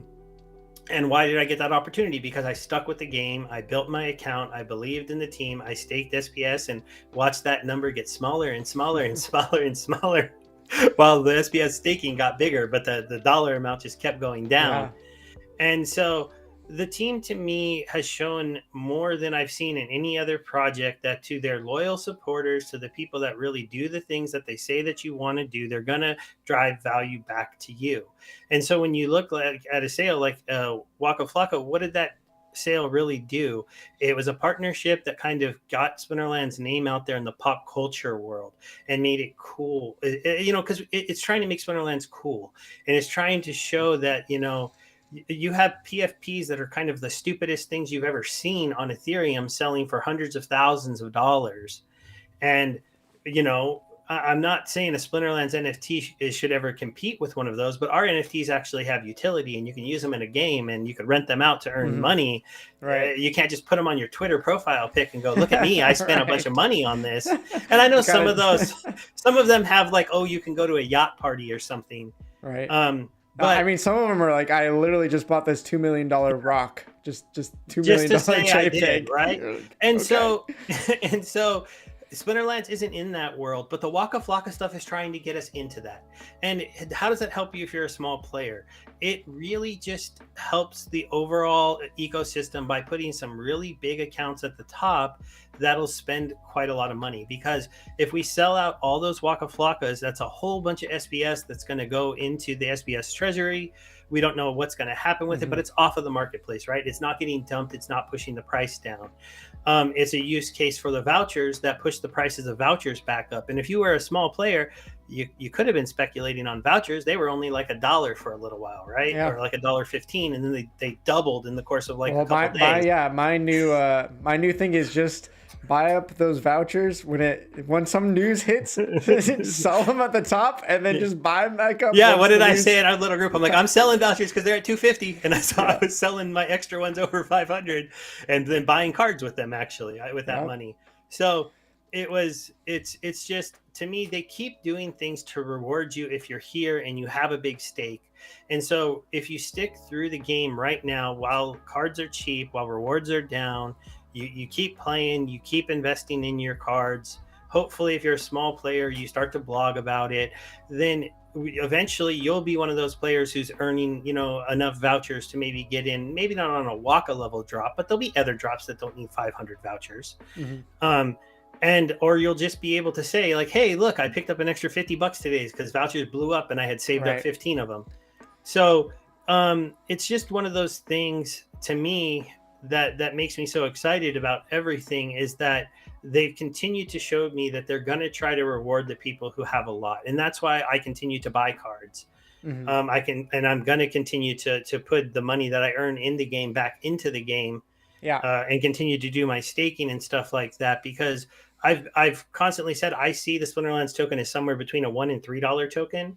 That's currently only worth 15 cents, 14 cents, 12 cents. I haven't checked it recently. It's definitely possible, because in a bull market, a government token of a project this big matters. And when it comes to the Warner Music Group, I think a lot of people overlook that while that might not look like it directly helps Splinterlands, if the Splinterlands company becomes a company that other people are going to come to make games for them, then like everybody loves that Gala's putting out like 8 games. Everybody talks about, oh, Ultra is going to be the next Steam and put out a whole bunch of games. So I feel like we should be happy that we are in a game where we're earning the governance token of the overall kind of atmosphere, and we're going to get to vote on things. And they're going to be hopefully here coming out with multiple different games. The team is going to be getting bigger. The company is going to be healthier. They're going to have other forms of income that comes to their overall company. And I kind of believe in Matt and Agro that they want to, lift all the people who help them get there up to another tier. I mean, that's what they were talking about at the town hall today. And I think that's good perspective as someone who's been here for a while, because as you said, you're not, a lot of people look at you as a whale because of the assets you have now. But as you said, it wasn't like, 3 years ago, you dumped $100,000 into this game, right? You slowly built things up over time while things were so cheap. And, it's so easy to have a perspective about me, right? Like, that's just human nature. We're all pretty dang selfish for the most part. I know I am, right? I'll admit it. And so we always look through the lens of how does this affect me? While the team has to look through the entire spectrum, right? Of like, how do we help new players? We talked about the problems they're having there, but also how do we reward older players? And a lot of people, as a new player with a lot or a little bit of assets, they'll complain every time something that goes the way of the people with a lot of assets. And it's because, it becomes this whole like rich versus poor thing, or like, hey, they're only feeding the whales, blah, blah, blah. But what I've told my community as Krills, as someone that is kind of a Krill, that if we're trying to earn and grow our account over time, just as you did, Steve, we want to be that whale in 5 years. If they're not also rewarding whales now, and you're a whale in 5 years, guess what? You did all that work for nothing, because you're not going to be rewarded for all of your hard work. So it's definitely a both and it's such a hard thing to balance. But I do agree, definitely in the town halls, they keep reaffirming us. They keep saying like, hey, we want to reward players that have been here, that have helped grow this ecosystem. Maybe the one pushback I would have about the Warner thing specifically, I'm interested to see how this progresses, is because I think this might be a town hall from like a month or 2 months ago. I don't know how long it was, but someone asked like, hey, if you guys make new games, will there be new tokens? And as Agro talked about it, it sounded a little bit like maybe SPS wouldn't be the governance token for all things. So that's my one thing, is like, okay, will they integrate SPS for some of this Warner stuff? I think at the, maybe at the minimum, maybe, a certain amount of Splinterlands assets gets you whitelisted or gets you into these projects early if you want to buy in. I can't imagine that, they're just going to instantly like give everyone in Splinterlands free assets for these other games, right? But, they did mention, they don't have it all figured out. Maybe they bring in some card utility, something like that. So yeah, I'm interested to see if they do stick to Splinterlands SPS token being over everything, or is this just the SPS governance token specifically for Splinterlands, the game as we know it? Yeah, and I understand that, and I wasn't. Maybe I made it seem like I thought it would govern the whole thing, and it could end up being a governance token that kind of gets some voting rights and some of the, like, some ownership or some benefits from the other games, but probably not control of them, especially because, at least in this case, it's not just Splinterlands making another game, it's Splinterlands making another game for someone. So if they're making games for Warner Media Group, it feels like they're probably coming to them because they're like, you guys got the tokenomics, it works. because their tokens I feel like have held up okay. I know people are going to say DEC is down 80% when you say that, but it's still 3x peg. You still can earn a decent amount in the game. You can still open cards worth $40 or $50 occasionally, and even though you can do those kind of things, it's not totally ruining the game. Like, it's not because you open a gold rare or gold legendary in your chest that all of a sudden the whole market tanks. No, Right. you're able to cash out that 50 or $60 and it gets absorbed pretty quickly. So overall, I would just say, that the reason why it makes me excited is because I don't feel like the company Splinterlands succeeds and the game Splinterlands fails. I don't see how that could necessarily happen. And so them branching out, having more games, having more people hear about them, and I'm sure they're going to figure out some way that there's some benefit that comes to us. I would say the one critique, I know they've said this didn't happen. It does feel a little weird to get a game announcement from another company and a big partnership where you're going to go build something else while we're still waiting for quite a few things to be delivered on the roadmap for Splinterlands. Yep. And they tried to defend that they're not distracting from those other things. I think even though they're not distracting probably much, it's going to distract you a little, at least in the beginning. Yeah, sure. So hopefully they can start to deliver on some things. I was excited that Matt said the SPS validators are getting going, that there's actually a team and not him just working on it anymore. I really feel like when those come out, that'll help SPS a decent amount, because once there's that witness system and people have to vote to be in the top 21 to be able to be one of the top validators, then there's going to be some people that need to get more SPS because they're going to want to control who's on top. The Hive ecosystem, I know, like if you don't pay much attention to their witness thing, there's a whole thing about who's on top over there. And there's going to be a whole thing about who gets to be on top over here, right, as well, and it's going to be competitive. And so, they definitely need to hit some of those development things this year. We need SPS validators. Once the validators are up, we need weighted governance, because they keep telling people to go to the Splinterlands feedback site, and that site almost frustrates me because I don't get to vote with my stake. I only get to do like a click.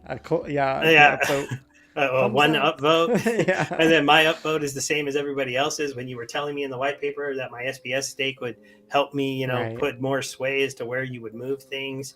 So, and there's definitely older players with like the Yodins and Llamas who are going to be like, no, you're not nerfing my card. So they're going to want to have a big vote to vote you down. It's all the people that have Llama-cron. Yeah, you can't nuke my Llama-cron, buddy. Bots, if you're out there with Llama-cron, you better be converting all your money to SPS. Steve is coming right at you.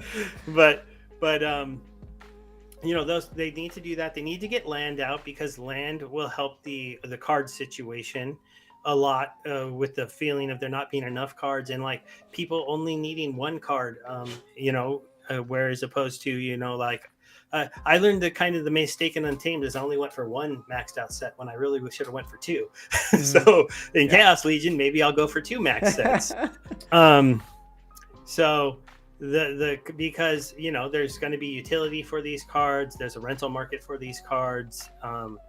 I would like to see an in-game scholarship system. It would be something I would suggest and vote for pretty heavily in the future, because I feel like if I could make a deck and rent it out to somebody through Splinterlands as a scholarship instead of having to work out with a guild, that would be kind of cool. Because even though the rental system is kind of okay, my experience with it is it on my small account is it's frustrating, because all of a sudden people just cancel your rentals and you're like, you log in and you're missing power and you got to go figure out what card you lost and then try to get it back, and now it's more expensive, and it just gets overall kind of frustrating.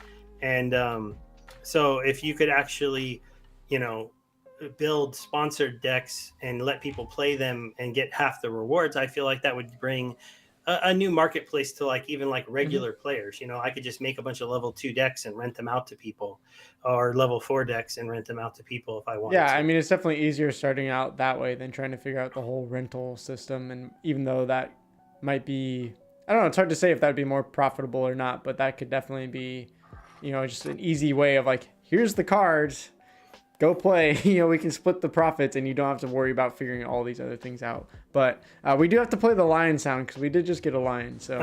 that might be, I think I just blew out people's ears because I have the lion sound is linked to the same audio input as your mic, so I have it much louder than normal. I probably just blew out everyone's ears. Thank you, Mom, for being here. And we're still continuing our lion journey. We're gonna get lots of lions. We'll see if the Splinterlands team, Weird Beard, if you're still here, I'm still waiting on a response from Splinterlands. How many lions do we need to get before Lukey the Lion NFT comes up in the game, or at least like a collectible? So Weird Beard, if you're here, make it happen. But yeah, I mean, I think it's really interesting, all these advertisements and things they're doing, and it's really interesting hearing more perspective from people that are working in the NFT and crypto scenes, and just saying how hard it is because so much of the mass population is still so against NFTs and against all these like essentially FUD of the economic and environmental impacts, all these things. There's a lot of fear in it. And so, yeah, it's really interesting to see, maybe they're not doing it perfectly right now, but they're doing something, right? So it's like, I would rather have them say something, that we're doing something, we're creating partnerships, we're putting stuff out there, even if it's not maybe perfectly crafted how I would want. Again, specifically just looking from my viewpoint, it's like, at least they're doing something. And as you said earlier, think about how the storyline of this game, how much problems they had just with the servers, 3-4 months ago, and how much effort they had to put all their team pretty much just into that. And now they've, settled those things down. They've built their team, oh gosh, what is it, like maybe 10x over the last couple months. So I really think, now is the time, with all this negative sentiment and feelings towards some of these news, is like, I think we can just be patient. Like, yes, we're in a bear market. Everyone's a little bit upset that all of our assets went down. It's just part of crypto. It's just part of NFT gaming. Like, if you want a safe investment, this is not the space for you, right? Like, go put it in a bond, or I don't know, some kind of stock, S&P 500, sure, whatever. And so, I think just a lot of gamers aren't used to the investment space. It's newer to me, having to see my assets go up and then go back down. So I think that's where a lot of the negative feelings comes from. And I think we just need to give the team a little more time. As you said, they have lots on the roadmap. They have a lot coming. And, the team is just getting started for a lot. The mass majority of the team is just probably still catching up to what is going on in the project. So for me, I think my point of view is like, yeah, okay, not everything is going exactly how I perceive it and want it to be, but that's okay. Like, I can be patient. Now, if it feels like in 6 months from now, we haven't sold any more packs, there's no land, there's no SPS validators, if in somehow 6 months none of those things come to fruition, then I might be, a little bit hesitant. Then I might be pretty worried about what's going on. But yeah, I think we just need to give the team a little more time and a little more credibility. Yeah, I feel like, honestly, like within the next 3 months, if we don't see SPS validators, like a lot of movement on that, that's when I would start to be disappointed. Because at this point, they put out there, I have a team, I have a whole team that's going to be working on it. They need like a week to get up to speed, and then they're going to really crank that out. And at the same thing, Agri was kind of mentioning that the land people should be able to put out some posts with some info on the land, even if it won't be built, so we understand it a little bit better. And where they're going with that, because it's definitely different from when they first started it, because they weren't going to have, it kind of went from just like, you're going to have your land and it's going to produce things and you're going to make cards, and then all of a sudden now they're actually going to add in some open areas on the map that we can fight over as guilds and stuff like that, or as landowners. I don't know, because I haven't said, but they've expanded it to be more than just kind of I almost felt like the idle Splinterlands game, right? Where you go check it and you farm your resources and then you craft things. So that really understanding what that's going to be will be something that I think will help us understand what's going to happen there. Because I've heard everything from every land plot will need a summoner to every land plot won't need anything but one monster, and I've heard a lot of different speculation. And so actually knowing what's going on with that, I think would make us all feel a lot better, especially people who've been holding land for a long time, because my like I told you, I have 2 tracks, and they were worth a lot of money at the top, and I thought about selling one, but I'm like, no, I want to know what this is before I would sell one. Right. And now they've come all the way back down, and so that one probably hurt me the most when I think about the things I thought about doing and didn't do. Yeah. Um, And that's the hard thing, we're all gonna have regrets in these games. Yeah. We're all gonna make mistakes. I've even as a player that's newer in the last 6 months, there's definitely times where I'm like, looking back on it, what I've learned now, I should not have made that decision, right? It just happens. Yeah, it does. And like the big thing that I every time I look at the game now, the reason why I'm excited, the reason why I started buying rewards cards again, and just I'm buying Chaos Legion cards. My next thing I'm going to be doing is just buying lots of commons, because one of the old tricks from one of the more big whales in Splinterlands is just buy a whole bunch of commons, because if they cost you 2 to 3 cents and you're willing to hold them for a couple of years, they're going to be worth 50 cents later on, and that's like a 15 or 16x, right? Yeah. I mean, someone in my chat, I think they were joking, but they're like, my goal is 1 million common cards. Yeah. So I was like, and okay, good luck. That sounds great. Pick the right ones, like they're like for sure well, I don't know. I'd have to look at them again. I was trying to think of a really good common card, but mine's Pellicore Mercenary. Okay, so I'm going to be trying to corner the market on Pellicore Mercenary because I think he's going to be he's a beast once he gets that self heal. He has one of the higher win rates too once he has his self heal, because he flies and he dodges and stuff. But we just have this opportunity right now to get a lot of cards, get them cheaply, and right now not only is it like a side bonus of that is the SPS airdrop is still going on so as you build up your collection power, you're going to get a little bit more SPS. You can decide whether or not you want to keep that or sell it. I think it really depends on, if you're selling SPS to get cards and you're only getting a little bit, I can kind of support that. I don't think cashing out SPS right now would be a good idea. No, not at all. I would just hold it and hope it goes up to $1, so you get a few dollars instead of $1. Right. But that's one of the things that I see that's kind of a fun thing, because I would have loved if when I was building up my deck before, if I was also just getting airdrop some other token. Right. That's what I'm doing on my small account. It's like, so. Transfer it. It's that time where if you can look at more like what I can do right now in Splinterlands, I think you can start to feel a little bit better, because right now you can get a level 2 summoner for like what, 15, 16, like 18, 20 bucks. Yeah, depending on which one you're going for. Yeah, so you can get some level 2s for 20 bucks. You can get level 3s and 4s for probably under $60, and you can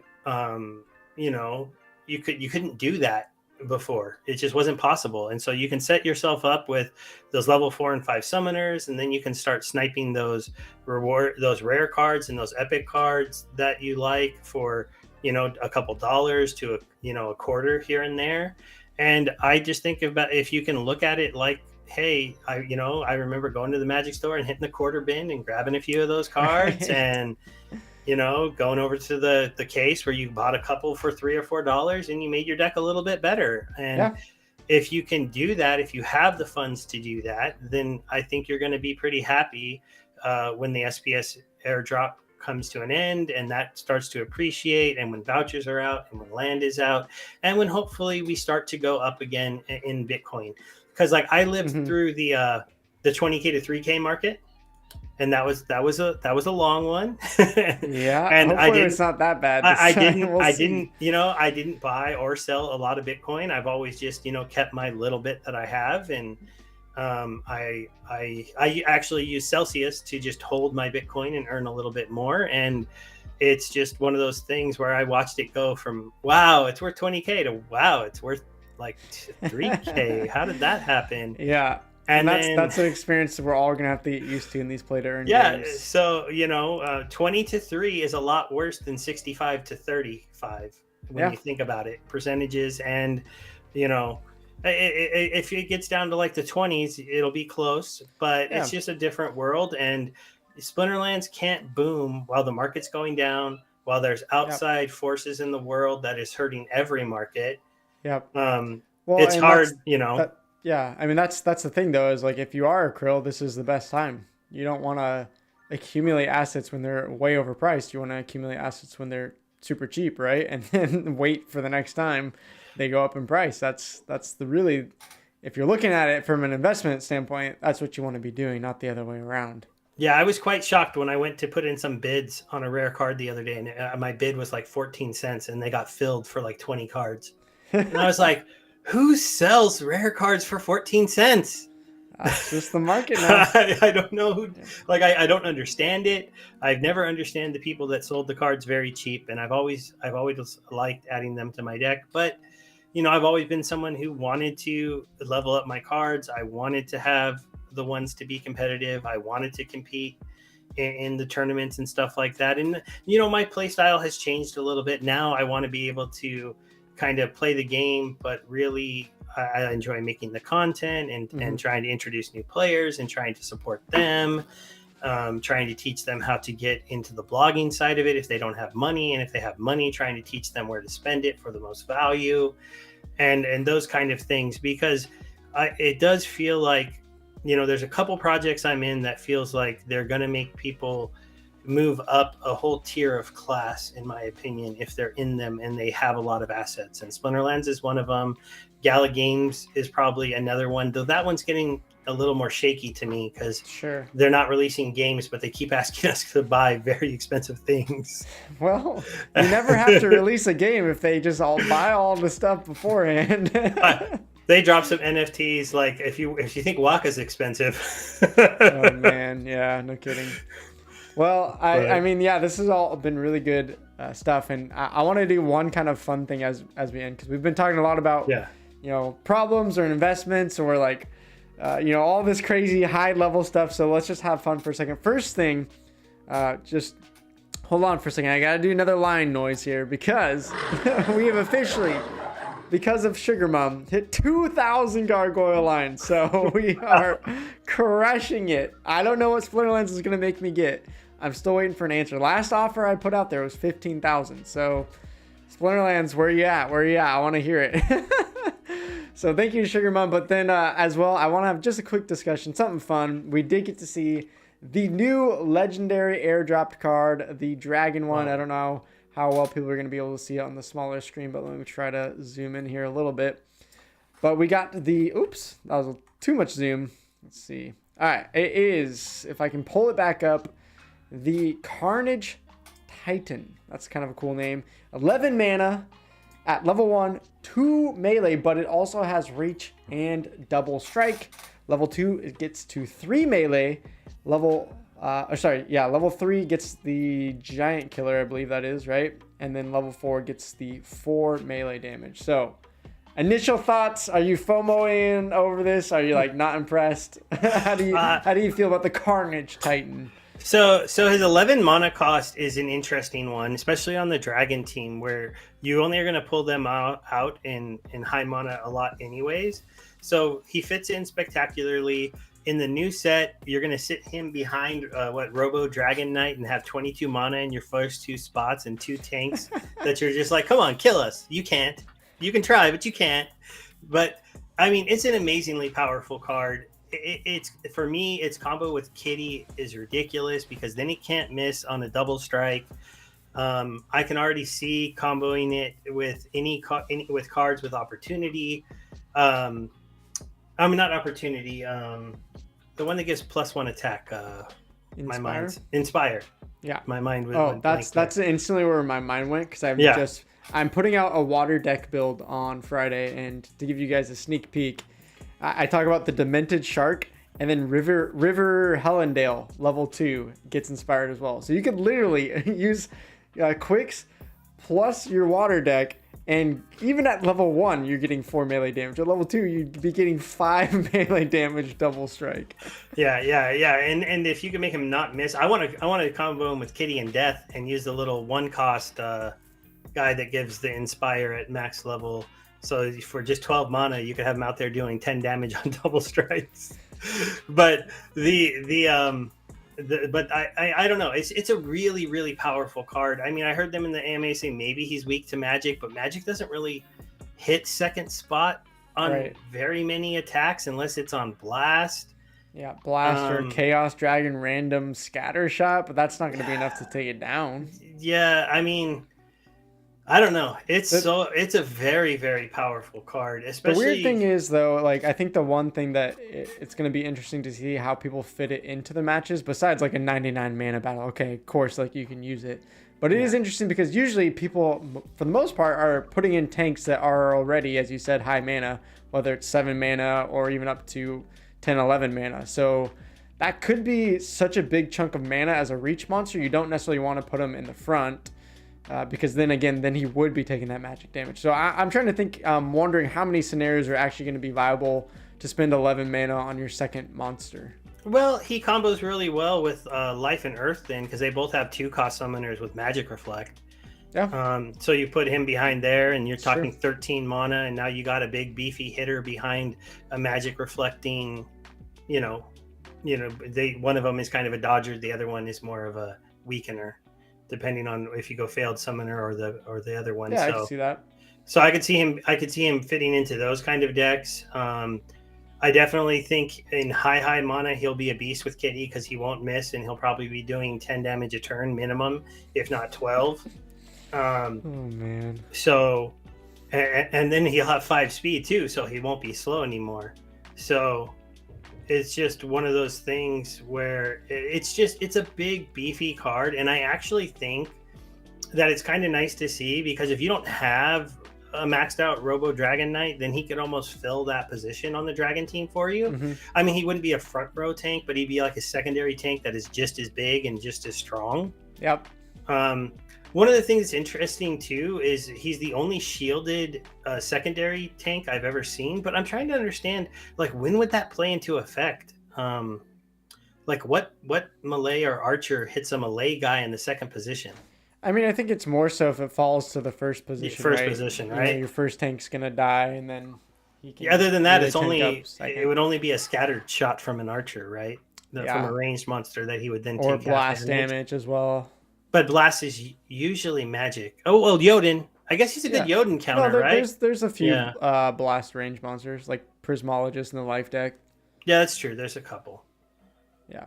So yeah. So I mean, I want to we got to get your spicy hot take. Does this Carnage Titan become the new most expensive legendary airdrop? I think it's still Grum, right? If I'm not wrong, let me double check. But does it overtake Grum?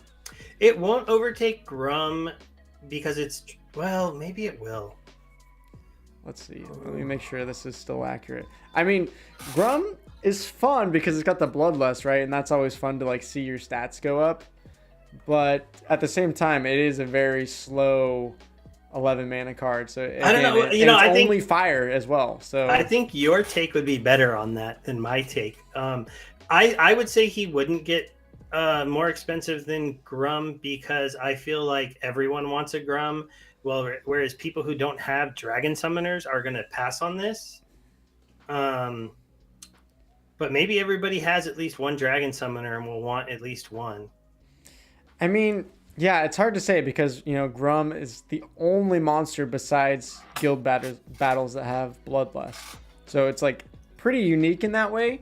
However, your dragon monster can be paired up with any single deck. So it just gives so much more utility that, yeah, I don't know. It's hard because, again, as you said, how many people have leveled up Quixes as well and use their dragon deck more than their other decks? I don't know. I think for me, he's more valuable than the Grum. I don't know if the price will reflect that, but it's new, it's shiny, it's dragon. Dragon monsters are pretty dang expensive usually, so I'll say yes. I'll say it overtakes Grum. Okay, yeah. I kind of believe it now because I wanted to know a player who's got more like a smaller budget in mind, like if they're like, ooh, I gotta have that card. Well, to be fair, Quix is like my favorite summoner and he's like the most leveled up, so I'm a little biased here. Yeah, that makes sense. If you since we got you that Quix, I could see why that card would stand out to you so much. Then again, he might be a little bit more because I would say Grum's one problem is that one speed. It's cool in reverse speed. Every other time it's quite frustrating to see him miss people. Yep. So You're like, oh, he could have hit them, killed them, got bloodlust. No, but you just missed. Right. So I really like the 3 speed because I think that's like a number where you see less misses. Like the ones in the 2s miss a lot more than 3s. And since he's on Dragon, which already has, well, I know the level. I try to like not always talk about the cards when they're at max level, because I know not everybody's used to them having all of those debuffs. No, we are not. but you know, there's lots of ways to boost his speed on the Dragon team and comboing him with any team that has a speed buff. Yeah, I mean, yeah. The double strike is pretty good. I mean, someone in the chat, the Yaj said the shield when it gets level 3 will counter against thorns, which I think that's pretty smart because I think that's the one weakness down at bronze and silver. You know, there is a lot of Mylor potentially, so you could be killing yourself quite a bit with that double strike. Yeah, I mean, a shield with 7 armor, you're not going to kill yourself on thorns very quickly. Yeah, not quickly. It'd take quite a few rounds. You're right. So that is a good point of view here on that card. It definitely, I mean, I think it's a beastie card. I think it'll be pretty expensive. I don't know how much is Grum nowadays. I think he was 13 or 14 when I just looked. 13, 15. So he's dropped off. I think at one point he was almost $20. It's just hard to tell. I mean, I think yeah, I think he'll replace Grum if Grum's that low. I think he'll start off probably more expensive than $13. And then as people open packs and get more, if the market is still low, then it will still trend down a little bit. Yeah. All right, well, that's our hot take. We'll see if we're right. Hopefully, I don't know. I'm hoping to get one. I still haven't gotten a single airdrop card, so I'm rooting for this one. If any of them come through, this would be the one. I'm like, please, oh please, that would be awesome. But sweet. Well, I think we've taken up quite a bit of time, so thanks everyone for being in chat. SteveR, you want to shout out again? I think I put your YouTube in the description, but I'll put it in the chat again. Anything you want to shout out or where people can see you at? Yeah, I mean, again, my main channel is my YouTube. I do have a Hive blog that you can follow to get in on my giveaways. I have a link to my Telegram group if you want to make sure that you see my alt accounts and their giveaways, though I share them in Luke's Discord as well. I do try to help out newer players when I can, especially if you're somebody that gets into doing content and stuff. So I'm going to give Luke a gift right now. Oh, and what? You're on my stream, and and I think this one's going to impress you. Sugar Mom just gave another gift. He's trying to outbid you here. Oh, baby. I don't think. Well, you know what? I'm gonna make her work hard to beat this one. Because it is a guy, despite the name Sugar Mom. Oh yeah, I know. Okay. I was watching your stream the other day, and I was very frustrated with your Dragon Magic deck. So I wanted to help you out with something. Okay, all right. So we got the Jin Muriat from Sugar Mom, and then SteveR, the double. There we go. Holy crap! Oh my god! I had an extra level 7, so that should help you a little bit out in the gold level league. 7, Steve. Okay. Holy crap! What is wrong with you, dude? What? Yeah. You're a guest on my stream. I should have given you a gift, man. I know, but I want you to Holy crap. I like you kept playing like a level 1 Dwellwind with your Oshanis and like lowering its level. I'm like, what is he doing? Well, I'm gonna cancel my rental on that level 1. I didn't even own it. I was renting that. I know. So holy crap! You know, just you know, a little something. You know, I really appreciate that you're sticking with this and you're making all the content. You're bringing new people to the game. So, dude, you are ridiculous. I love it. Thank you so much. I don't know why you're so kind, but I appreciate that you're so kind.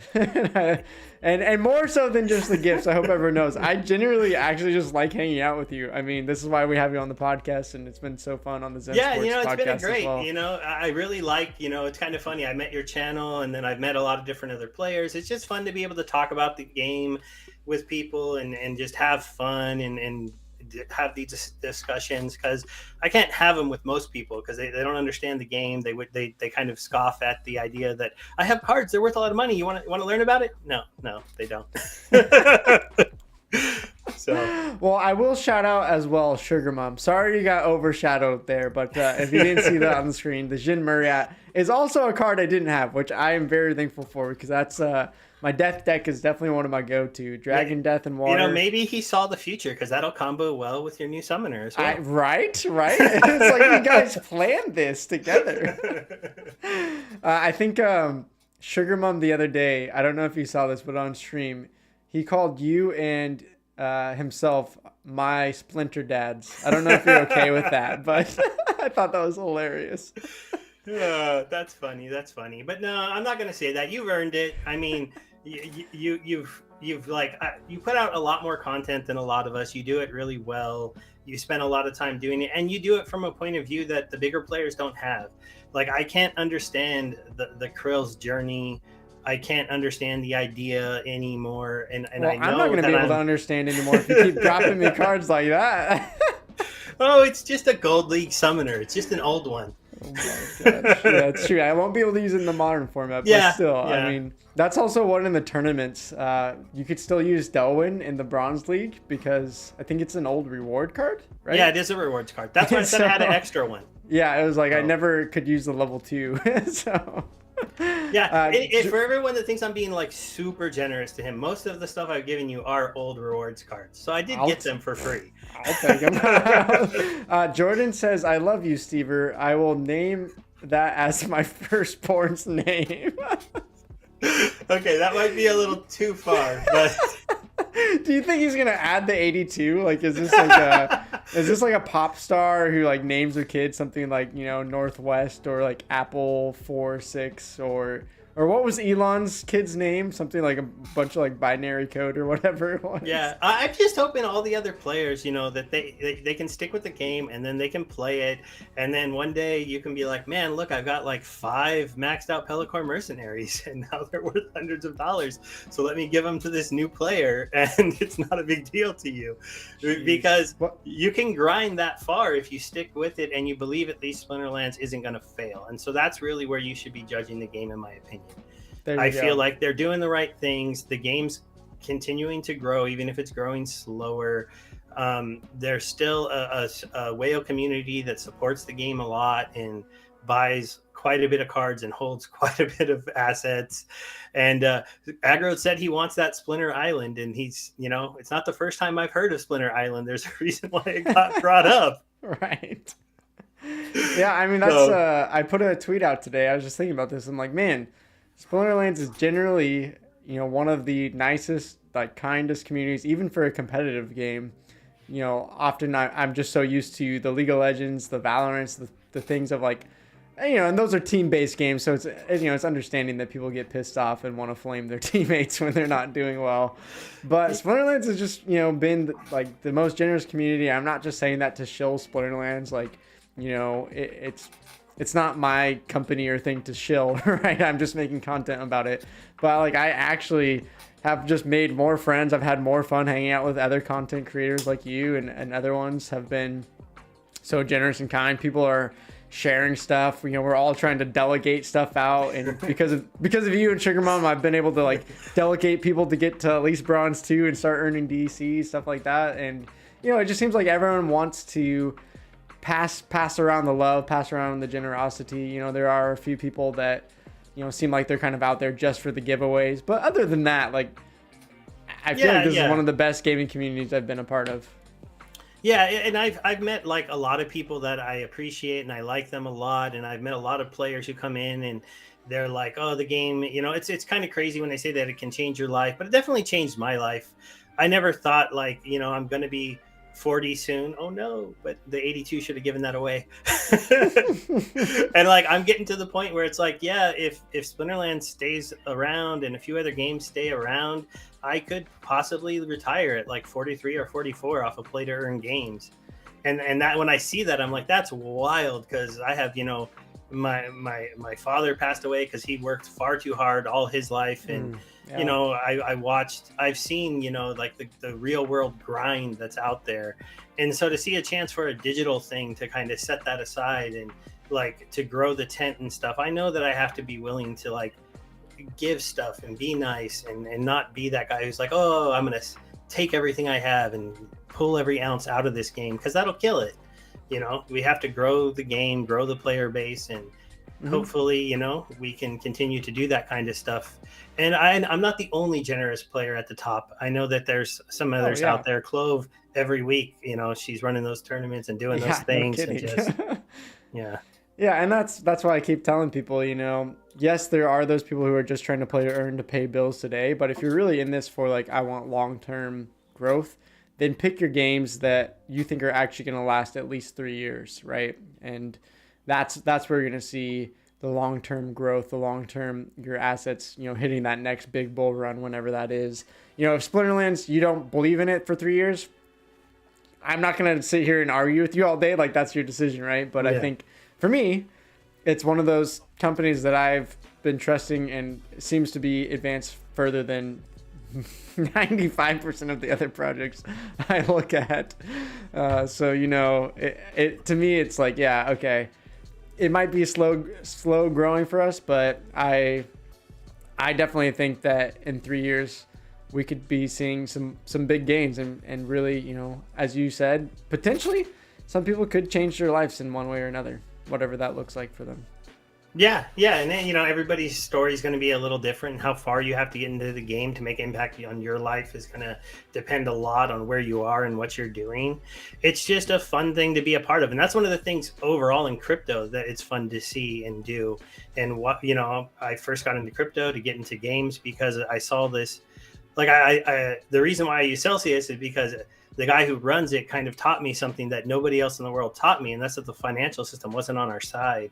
There's a lot of rules and that are like meant to keep us from doing a lot of things that are really, really unfair, at least in America. They block us out. We get iced out of like all kinds of things. And then eventually I found my way to play to earn gaming, and it just fit with me. And I understood that, like, yeah, it makes sense that if I'm going to put all this time and energy into this, even if it is fun, that I get to own some of those things I use. Yeah. It made a lot of sense to me. And so I think Splinterlands has done it the best. I wasn't an Axie player, so I don't have that to compare to, but yeah, I don't know if you want to trigger people right now. We're into Axie.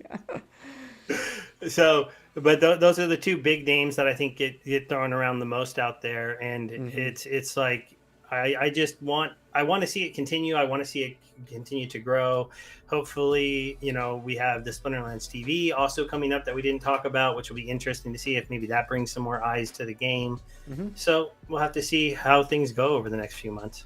Yeah, as I said earlier, I think these next 6 months are going to be like the marker for me. It's going to be really interesting. Not that it's a complete make or break over the next 6 months, but I think they need to step up their game in the next 6 months, and I definitely think they're in a position where they can do that with the team that they've built around them. So if they don't do, make these improvements over the 6 months, then maybe I'll start questioning, as I said earlier. But I think from what I've seen, they have a good plan ahead. They got the team working on things now, and I think the game we see now that we're all kind of maybe complaining that the rewards are really low, won't be the same game that we see 6 months from now. And those of us who hold on, I think we'll have maybe a potential smile on our face then, if my theory is right.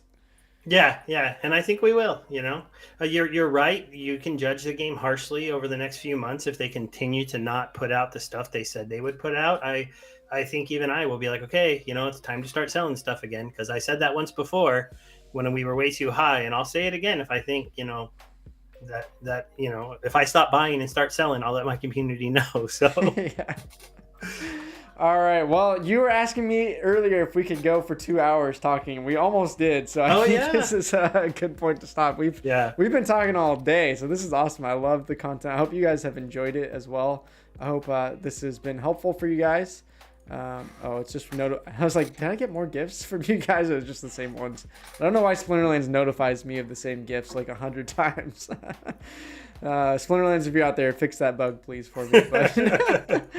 But yeah, chat, thank you guys so much for being here for the whole time. I'm trying to click over to the YouTube so I can say goodbye here, but I think I'm messed up here. But that's fine. Thank you guys so much for hanging out. If you guys enjoyed this, let us know.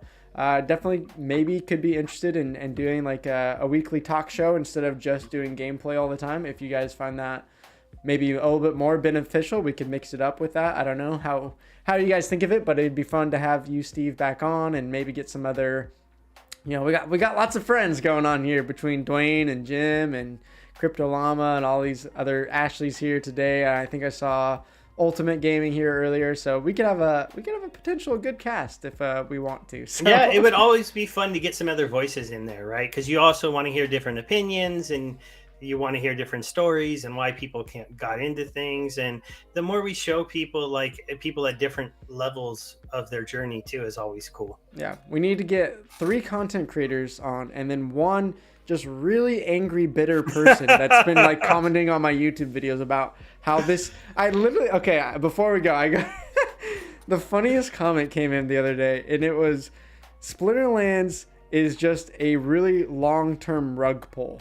And I was like, a long-term rug pull? You mean just like a business that fails over time? Because a rug pull, the whole thing about rug pull is that it's not real, that they just pull all the assets out of the game and they kill the project before you buy in. How could they have a long-term rug pull? That doesn't make sense. I was just like, what?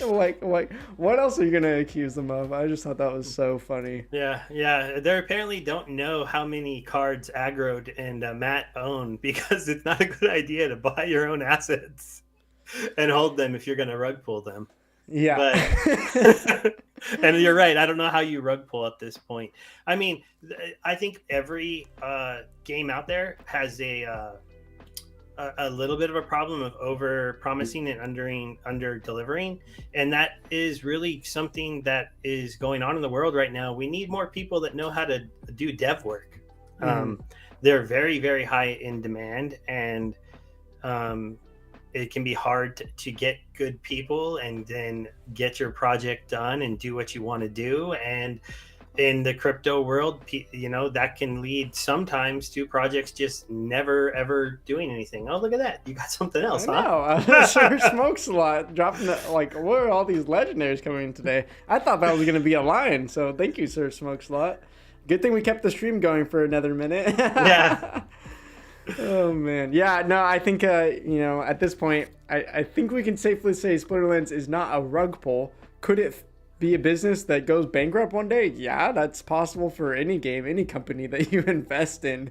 So. Yeah. The crazy thing to think is they literally made more income than they ever have before in the last 2 months. Even though the sales, like for some people might seem kind of sad, they doubled their price and sold 7.5 million packs when their previous release was only 1.5 million packs. Yeah. So and in a bear market. Yeah, and so they did that, which gave them a tremendous amount of funds. And the other thing, if they were gonna like just run away, that would have been when to run away, not to ramp your company up to like 100 employees, 150, start spending all that money on better development. You would just be like, yeah, we're gonna start doing town halls every other week and then once a month, and then they're gonna wait for another year until all the Chaos Legion packs sell out, and then they're gonna run away from the game.